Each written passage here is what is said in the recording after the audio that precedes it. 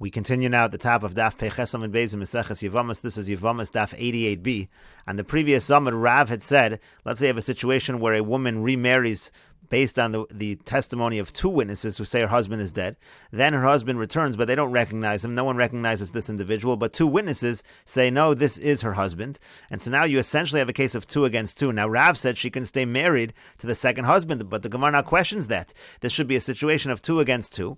It should be a situation of a genuine suffix. We don't know if she was a married woman at the time that she married the second man, and therefore, let's say this happened, it should be in what we call an Asham Tali, and she certainly should need to separate from the second husband. And so the Gemara answers, Amar Rav Sheshes says, Kigon Shenisis le'echad me'edeha. The case actually is a specific case. She married one of the witnesses who said that the husband had died, and therefore, since she married one of those witnesses, that person is certain, that person is not in a suffix, and would not need to bring an Asham Tali, and that person can stay married to her. But the Gemara still says, he gufa b'asham talei kaima, that's fine for him, but she is in doubt, and therefore wouldn't she be in a situation of asham talei, and she would need to separate. And to that, the Gemara says, bo'meres bari li, she says, no, I'm certain that this is not my husband, so she remains certain and would not need an asham talei. Rashi says, Bari li kagon al yedei simonim, she has some simonim. She knows whether it's her husband or not. V'asham talei eino ba, ela al misha libo nokfo. You only bring an asham talei if the person has a doubt about whether he's committing an avera. But here there is no doubt. She says she's certain as well.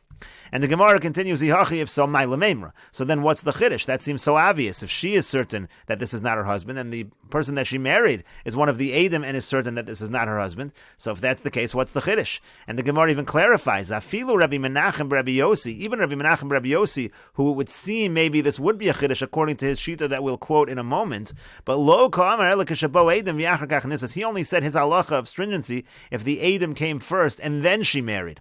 But if she got married first and then Edom came and they threw doubt into her marriage, lo amar, then he did not say that he's strict, then he did say that she can remain married. So again, it would seem to be obvious. And the Gemara says, the Tanya, as we learned in a brisa, this is the brisa that will bring Rabbi Menachem Rabbi Yossi, Shnayim Omrim Meis, so Shnayim Omrim Lo Meis, very similar to our case. 2 people say he died, 2 people say he did not die. Shnayim Omrim Nisgarsha, 2 people say she was divorced. Shnayim Omrim Lo Nisgarsha, 2 people say she was not divorced. Harezu Lo Tinase, she should not remarry, because we have a contradiction, 2 against 2. We're not really sure if she's allowed to get married to another man. V'imnisas Lo Teitze, but if she does marry another man, she doesn't have to divorce. Rabbi Menachem Rabbi Yossi Amar Teitze, Rabbi Yossi says, no, she does have to divorce, she does have to separate.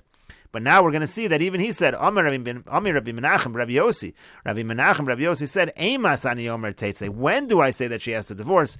Bizman shabo Edom v'achar kach nisas. That's only if the Edom came and then she married, meaning it was a contradiction 2 against 2, and she still got married, then he says that she has to divorce.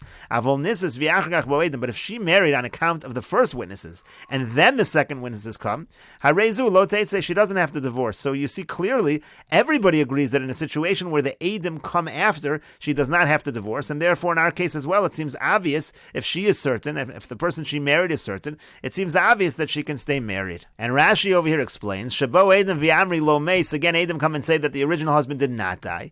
V'ukimno lahi b'chsubas b'isha shenisas lechem meidav v'yomeres barili. In Ksubas we say, it's the exact same case as Rav. It's when the woman married one of the Edom, and the woman herself is certain. It's exactly the same case. And again, there's a machlokas tanoim, but everybody agrees, in a situation where she married and then the Edom came and said that there's a problem with the marriage, everybody agrees she can stay married, so it doesn't seem to be a chiddush at all. And so the Gemara answers, Ki ka'amar Rav nami, when did Rav say his halacha that she can stay married? Bizman shabo Edom v'achar kach nisas, it's actually in exactly this case. When the Edom came first, and they said that there's a problem here, she shouldn't marry, and she married anyway, la'afuke midar Rabbi Menachem Rabbi Yossi, and that's exactly Rav's chiddush. He's saying, we don't hold like Rabbi Menachem Rabbi Yossi. Rabbi Menachem Rabbi Yossi says that if the Edom came first, then already it's a problem, she has to divorce, and Rav is saying she does not have to divorce. V'iko diyamar, some have a different answer to this, and they say as follows, the only reason is because she remarried and then the Edom came. But if the Edom came first and said she should not remarry and then she went ahead and remarried anyway, so Teitze, then she does have to divorce, and Keman, and who would that follow? Rabbi Menachem Rabbi Yossi. Rav would actually be teaching us that he holds like Rabbi Menachem Rabbi Yossi's opinion.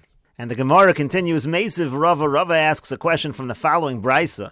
It says in the Brisa, Minayin Shim Lo Rotza Dafna. How do we know that if he doesn't want to separate from this woman, we're talking about a Kohen, we'll see Rashi in a moment, that Dafna means to say we force him, we give him Malchus, we force him to follow the halacha. Rashi over here says, Minayin Shim Lo Rotza Kohen Lihiskadesh Min Tumma Uminoshim Psulos. A Kohen doesn't want to make himself holy in terms of separating from Tumma and separating from women that are disqualified from marrying him. So how do we know Dafna? He Kohen, that we hit him, we give him lashes. The Kidsho Bal Karchen, we sanctify him, so to speak, against his will. So that comes from a pasuk. Talmud Lomer, the pasuk says, Viki Dashto, we sanctify him, we sanctify the Kohen, Bal Karcho, even against his will.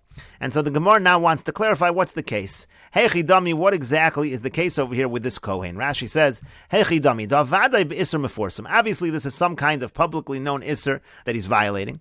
V'afilu b'Isser Suffolk, and even if it's talking about an Isser that we have a doubt about, Lo Itzrich Kra, you don't need a pasuk, a special pasuk to teach us. Davadai Kafinan, certainly we would force him to follow the halacha. So what's the case that the pasuk has to go out of its way to say that we're forcing the Kohen to follow the halacha? If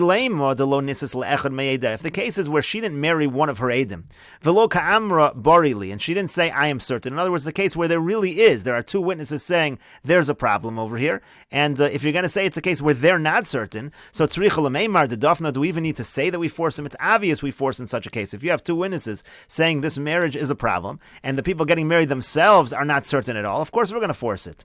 Elalav, the nisas lechem meida, obviously, it's is it not similar to the case we have with Rav, that she married one of her Edim, V'ka Amra Barili, and she says she's certain that this marriage is fine also.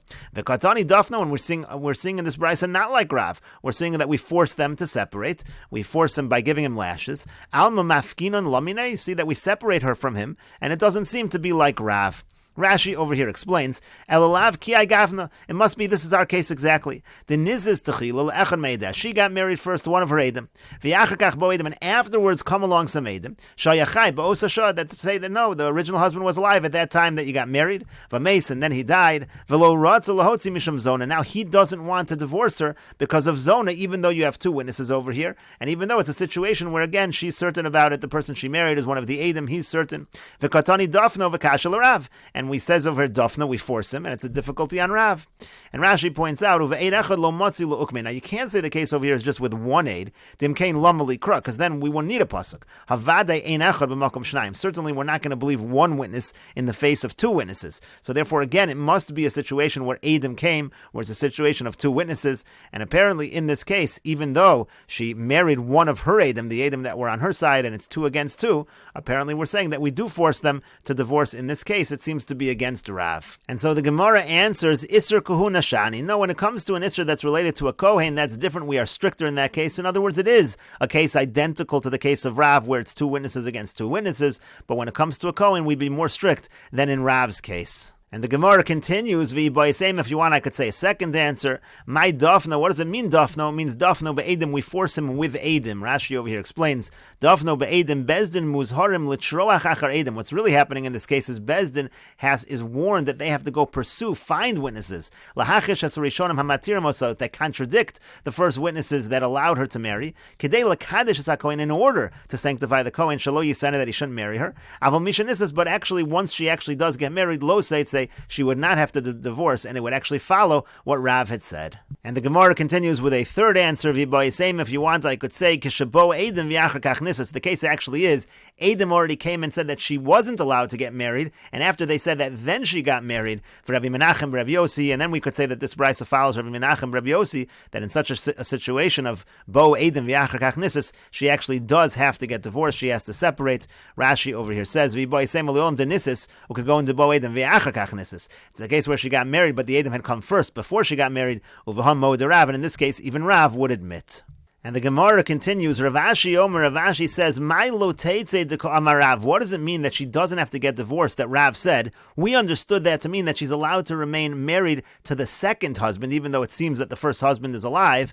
But no, it does not mean that. It means harishon. It means she doesn't have to leave her original heter. She actually can go back and remarry the first husband. In other words, in this case, since she married the second husband on the basis of 2 witnesses, that's considered a situation of onus. She didn't know otherwise. She thought her husband was dead, and now that she finds out that her husband was actually alive, so it's not like a normal case of adultery, she's allowed to return to her first husband. That's all that Rav was saying. Rashi over here says, "My lotetze dekamar leel aval b'shneidim lotetze mehatei arishon." What does it mean that if there are two witnesses, then she is lotetze, meaning there are two witnesses that allowed her to marry the second husband? It means she doesn't leave mehatei arishon dechozeres l'rishon. It means she goes back to the first husband, the anusa havoy, because she's considered to be an anusa. It was a forced situation against her will, and therefore she can go back to her first husband. And so the Gemara says, well, if that's the case, ha'amra Rav chodazimna. Rav already said that one time. The Tanan, because we learned in the Mishnah, nisis shalo b'rishos muteres lachzor lo. It said in the Mishnah that if she marries shalo b'rishos, meaning not with the rishos of Bezin, but rather by two witnesses, she's allowed to return to her first husband. V'yamar Rav Huna Marav, and Rav Huna said in the name of Rav, hachi hilchasa, that is the halacha. So Rav is saying exactly that. And so the Gemara answers, chadam michlala dechaver itmar. One was said with the other. In other words, you're right. It's all really the same essential statement. And the Gemara's point over here is that Rav really only made the comment once, and the second one was an inference that we were deriving from Rav. Again, it's all the same idea. And the Gemara continues, Amar Shmuel, Shmuel says, Lo shanu ela shalom mechashaso. In our Mishnah, when it says that, let's say the husband returns, so she has a divorce from both the first and second husband, that's only true if she doesn't contradict him. Aval mechashaso, but let's say she contradicts him, she says, this is not my husband, lo teitze, then she does not have to separate from the second husband.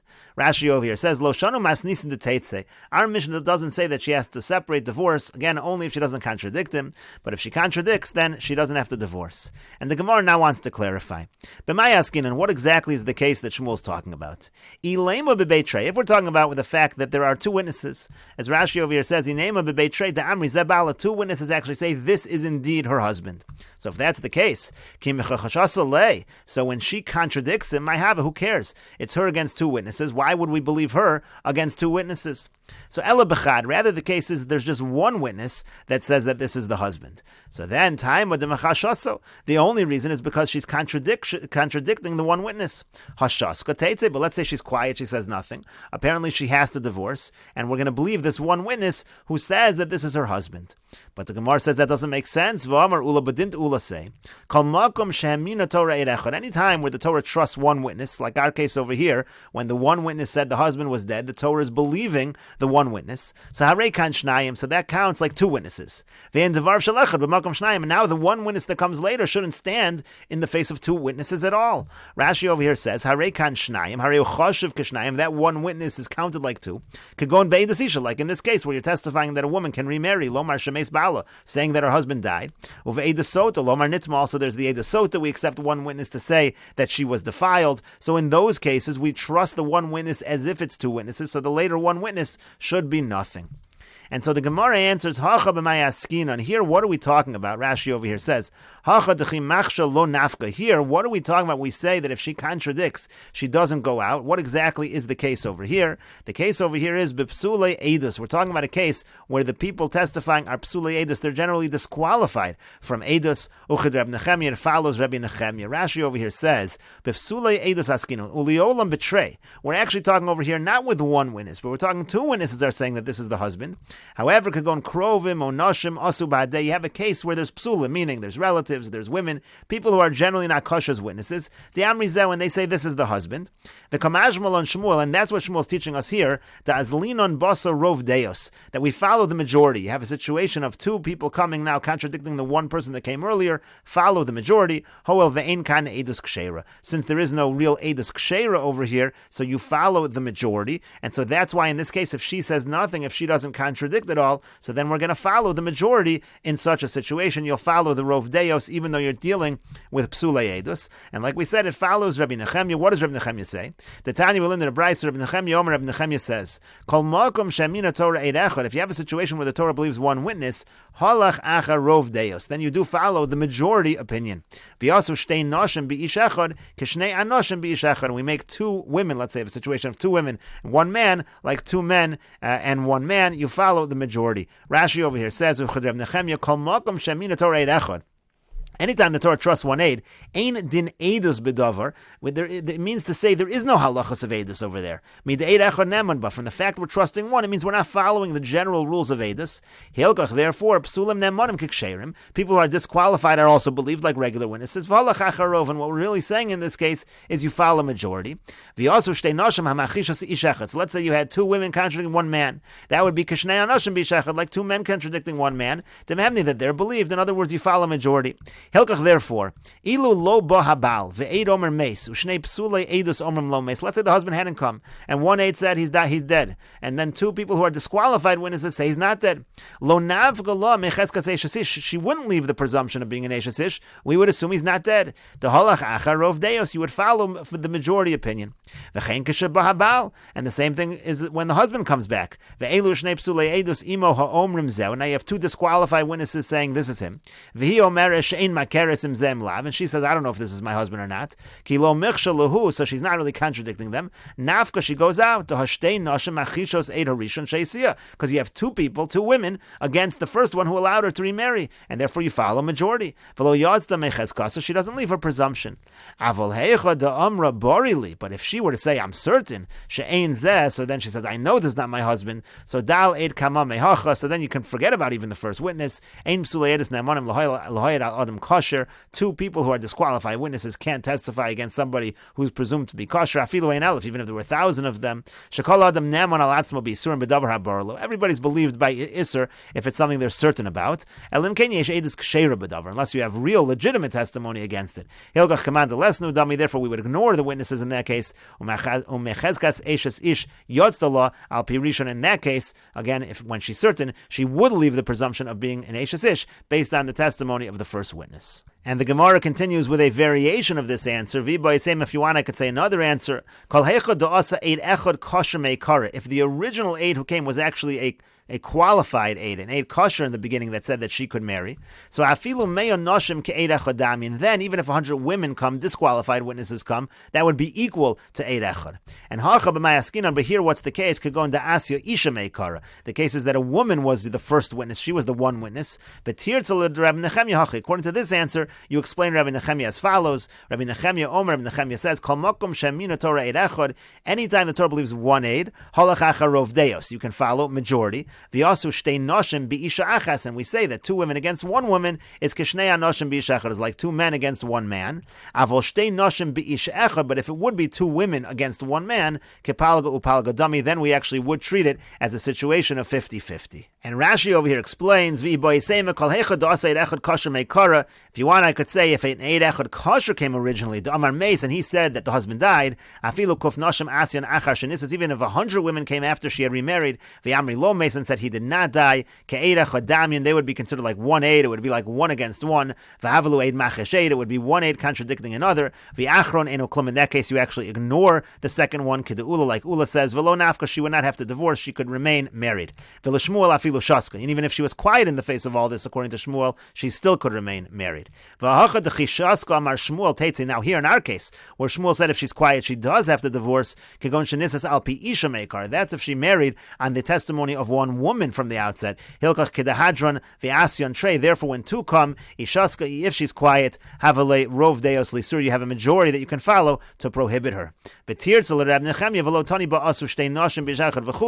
then you answer up Rabbi Nechemia along those exact same lines, kepalga upalga dami, that it's like 50-50, again talking about a situation where the first aid is a kosher aid, ke'eid machish aid, it's exactly the same as one aid contradicting another aid, va'afilu shaska say, and then even if she's quiet, she would not have to divorce, hoel v'nisas, since she had already married, ke'de'ula derisho neman kashnayim, v'hanach kulu ke'eid echad, just like Ula said, the first one is considered like two witnesses, the rest are all like one witness, and therefore she can remain married. And the Gemara continues at the two dots. The Mishnah said, Sricha get mizeh mizeh. She needs a get from both of them. Again, that was the case where the husband returns. It turns out he was actually alive, so she needs a divorce, a get from the first husband, and she needs also from the second husband. So the Gemara asks, Bishlama me rishon tiboy get. I understand she needs a get from her first husband. She was married to him all along.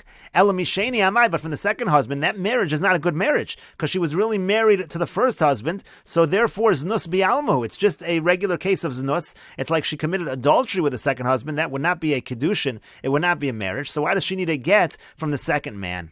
And the Gemara answers, Amar Rav Huna says, it's a gezerah, because maybe people will think that the first husband divorced her, and then she married the second man, and it comes out, people will think that an eishes ish left without a get. In other words, people don't know exactly what happened. For all they know, there was a get from the first husband, and she actually married the second husband, and therefore they're not going to realize, so therefore we require a get from the second man as well, even though that's not really a marriage. And so the Gemara says, if so, Seifa de Katani, the end of the Mishnah, meaning later on, the Mishnah says, Amrula meis balich. The case is they tell her that her husband died. They say your husband died. V'niskacha, and then she becomes betrothed to a second man, doesn't actually marry the second man. V'yachar kach ba bal, and then her husband comes. Muteres lachzor lo, so it's mutter in that case for her to return to her original husband. So the Gemara says, Hasam nami nema, but there also, maybe people are going to say, Giresh zeh v'kidesh zeh, that the first one divorced her, and she had a kedushin with the second one, and it was a valid kedushin, and there's no get on the second one. V'nimtzas eishas ish, yotza shelo beget. People will think that an eishas ish just left without a get. Why aren't we requiring a get from the second man in that case? And the Gemara says, no, liolam boy get. Really, in that case as well, we would require a get. But the Gemara says, 1 second, if so, but if we're requiring a get in that case from the second man, now she's going back to her original husband after she was betrothed to another man. That's a problem of machzer grushaso. People will think that a woman's allowed to get divorced from a man, betrothed to another man, and then go back, get a get, and go back to her original husband. And to that, the Gemara says, Rabbi Yossi ben Kippar. No, we're following Rabbi Yossi ben Kippar in this issue. The Yomer min hanisuin asura. He says the isser of machzer grushaso is only when there's a marriage to the second person. Minoerisun muteris, but if it's only from betrothal, then it's going to be mutter. But the Gemara continues, Hamida Katani Seifa, but from the fact that it says at the end of the Mishnah, Afal Pi, that even though, and we will continue with this discussion in the next video on Daf Peites Amud Aleph.